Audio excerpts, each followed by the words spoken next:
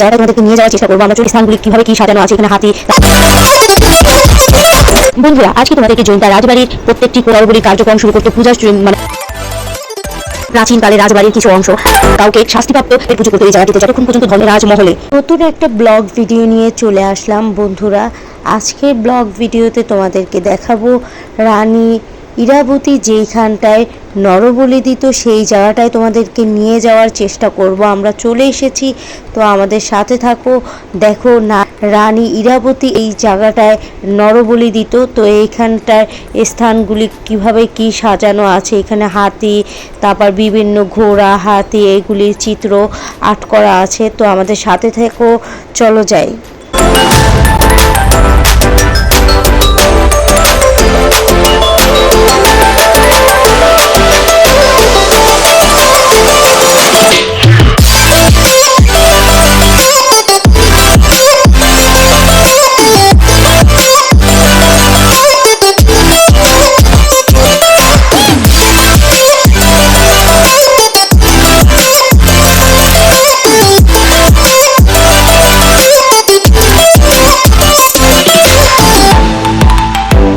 বন্ধুরা, ওই যে ঘরটা দেখা যাচ্ছে ওটা রানী ইরাবতীর শাসন কার্য ছিল। আর এই যে দেখা যাচ্ছে যে চিত্র, মানে নরবলি দেওয়ার যে চিত্রগুলি এই দেয়ালগুলিতে আর্ট করা, এই জায়গাটা হলো নরবলি দেওয়ার জায়গা। চলো সামনে দেখি আরো কি কি আছে।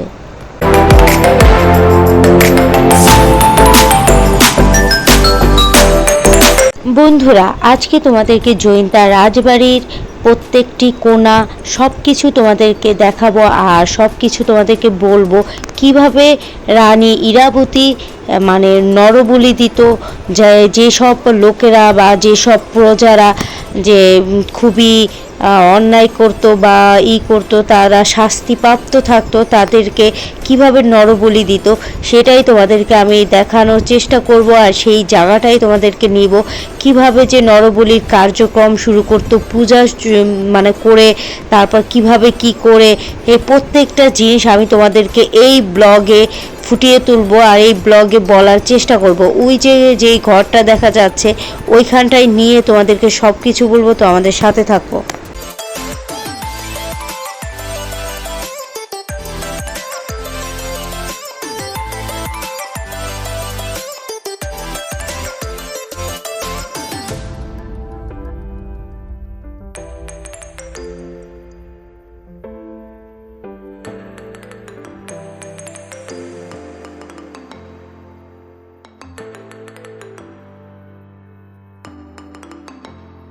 বন্ধুরা, সিলেটের রাজবাড়ি, এই জয়িতা উপজেলার রাজবাড়ির অনেক ইতিহাস আছে, বাট আমি যতটুকু জানি তাই তোমাদেরকে বলার চেষ্টা করব। এখানে অনেক কিছু ছড়িয়ে ছিটিয়ে আছে সেই প্রাচীনকালের রাজবাড়ির কিছু অংশ।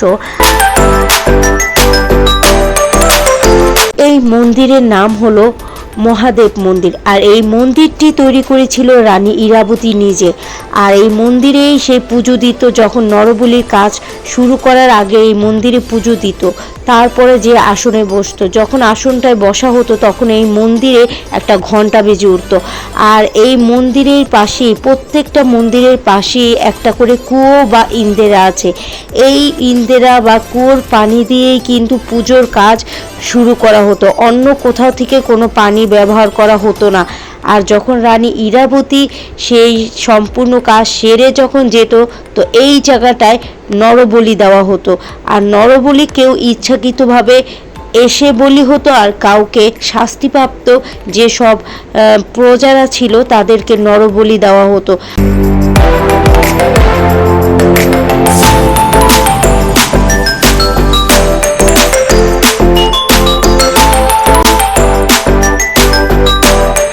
যখন নরবলির কাজ শুরু হতো তখন রক্ত আর পানি যেত একদিকে, আর দেহ এই কুয়াতে ফেলে দেওয়া হতো। আর এই কুয়ার যেই দেহটা, সেটা মাইন্টার নদী হয়ে চলে যেত মেঘালয়। আর এখান থেকেই আসলে যারা শাস্তিপ্রাপ্ত থাকতো তাদেরকে নরবলি দেওয়া হতো। আর এটা খুব ঘটা করে, খুব আয়োজন করে এই কাজটা সম্পূর্ণ করা হতো, নরবলির কাজটা। আর এই সময়টায় রানী ইরাবতী যখন নরবলির কাজটা শুরু করা হতো তখন সে এই ঘরটায় এসে বসতো। আর আরেকটা কথা বলে রাখি, এই যে নরবলির কাজটা এটা কিন্তু বছরে একবারই হতো। চলো তোমাদেরকে আরও কি কি দেখাতে পারি, আমাদের সাথে থেকো।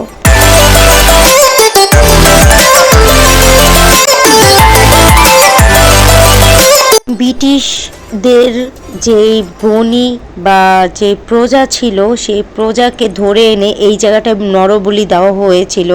তো এই কথাটা সেই ব্রিটিশ সরকারের কানে চলে যায়, তখন ব্রিটিশ সরকার বিরোধ করে এই জায়গাটা দখল করতে চায়, মানে এই রাজ্যটা ছিল রাজা রাম সিংয়ের। তো রাজা রাম সিংয়ের থেকে ব্রিটিশ সরকার দখল করে নেয়।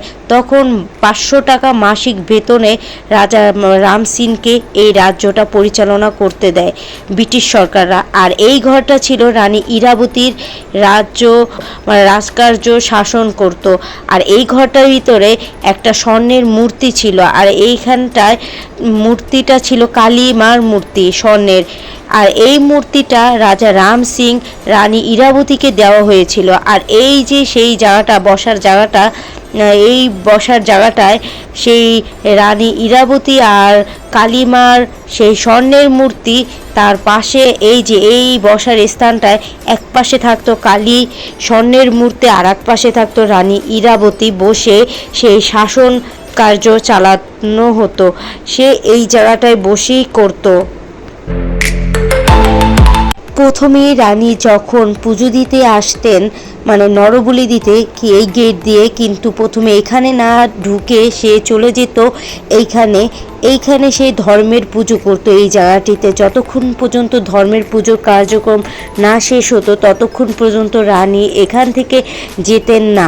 প্রথমে ধর্মের পুজোর কাজ শেষ করে সে তারপরে এখানে তুলসী পুজো করতে আসতেন। এই জায়গাটায় তুলসী পুজোর কাজটা সম্পূর্ণ করে তারপরে রানী ইরাবতী এসে এই ঘরটিতে এসে বসতেন। আর এই ঘরটিতে এসে বসে সে তখন নরবলির কাজটা শুরু করতো। আর যেসব প্রজারা শাস্তিপ্রাপ্ত বা মৃত্যুদণ্ড প্রাপ্ত থাকতো তারা নিজ ইচ্ছায় সেজে গুজে এই জায়গাটায় এসে নরবলির জন্য তৈরি থাকতো, সে নিজেকে বলি দেওয়ার জন্য তৈরি থাকতো। আর প্রথমেই দেখানো হয়েছে যে একটা মহাদেব মন্দির, তারপরে তোমাদেরকে দেখানো হয়েছে তুলসী পুজো এবং ধর্মের পুজো।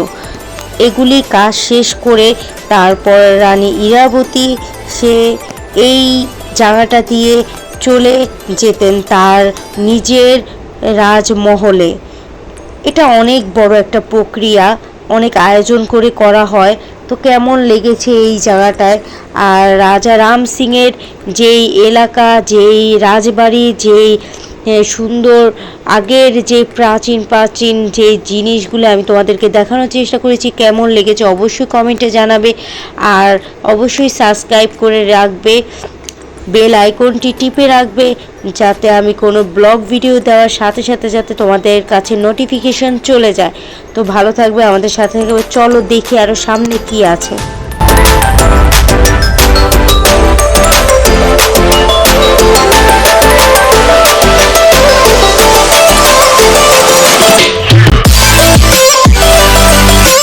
এখনও জৈন্তাপুর উপজেলাতে রাজবাড়ির কিছু অংশ রয়েছে, অনেক প্রাচীন সেই রাজবাড়ির মন্দির, তারপর দুর্গ, সেই অনেক পুরনো বিল্ডিংয়ের কিছু অংশ, কিন্তু আসলে মাটির নিচে অনেকটাই চলে গেছে আর মাটির সাথে মিশেও গিয়েছে। আর এখন সেই জায়গাটায় স্কুল, হসপিটাল করা হয়েছে। সেই রাজবাড়িটা অন্যরকম ছিল, আসলে এখন সেই সরকার স্কুল আর হসপিটাল করে ফেলেছে সেই রাজবাড়িতে।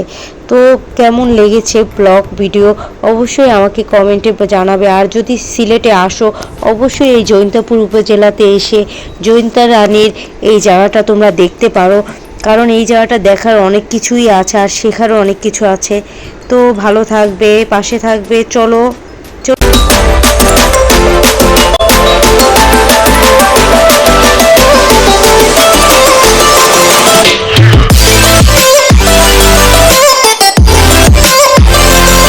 বন্ধুরা, রাজা রাম সিং খাসিয়াতের যেই অঞ্চলটা খুবই অন্যরকম ছিল। আর নতুন নতুন ব্লগ নিয়ে চলে আসবো। ভালো থেকো, আমাদের পাশে থেকো।